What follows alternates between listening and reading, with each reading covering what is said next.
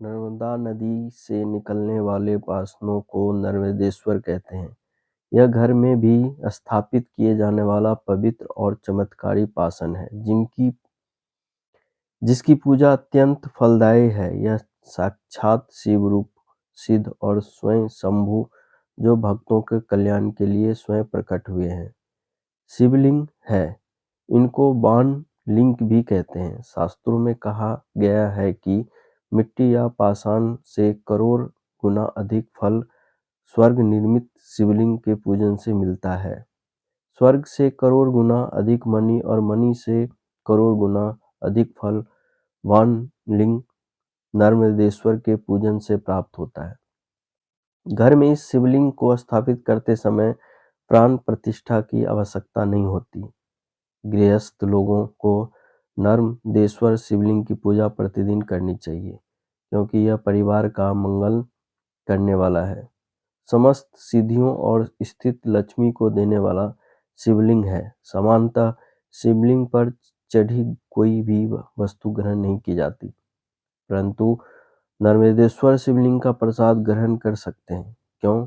यह नर्मदा नदी का हर पत्थर शिवलिंग स्कंद पुराण की कथा है के अनुसार एक बार भगवान शंकर पार्वती को भगवान विष्णु के शयनकाल चतुर्मास में द्वादश साक्षर मंत्र ओम नमो भगवते वासुदेवाय का जप करते हुए तप करने के लिए कहा।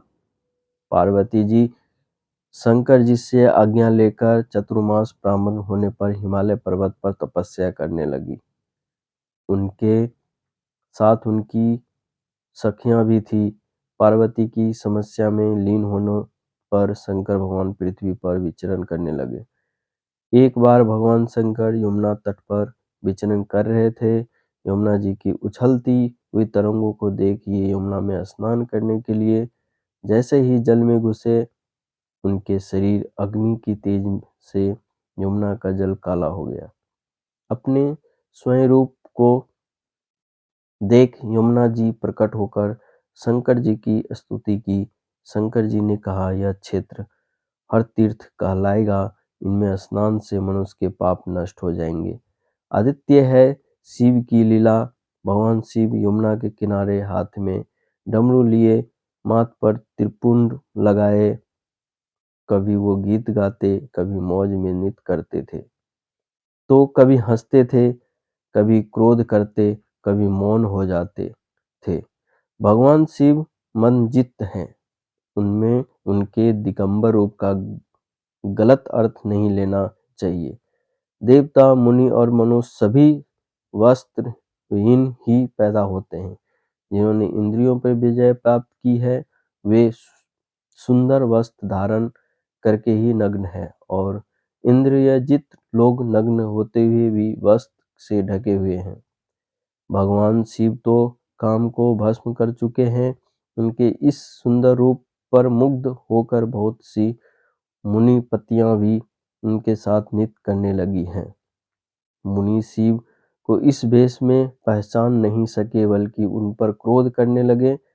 मुनियों ने क्रोध में आकर शिव को शाप दे दिया कि तुम शिव लिंग रूप हो जाओ। शिव जी वहां से अदृश्य हो गए। उनका लिंग रूप अमरकंड पर्वत के रूप में प्रकट हुआ और वहां से नर्मदा नदी प्रकट हुई। इस कारण नर्मदा में जितने पत्थर है वे सब शिव रूप है। नर्मदा का हर कंकर शंकर है। नर्मदेश्वर शिवलिंग के संबंध में एक अन्य कथा यह है, भारत में गंगा, यमुना, नर्मदा और सरस्वती, ये 4 नदियां सर्वश्रेष्ठ हैं। इनमें भी इस भूमंडल पर गंगा की समता करने वाली कोई नदी नहीं है। प्राचीन काल में नर्मदा नदी ने बहुत वर्षों तक तपस्या करके ब्राह्मण जी को प्रसन्न किया। प्रसन्न होकर ब्राह्मण जी ने वह वर मांगने को कहा। नर्मदा जी कहा, ब्राह्मण जी, यदि आप मुझ पर प्रसन्न है तो मुझे गंगा जी के समान कर दीजिए।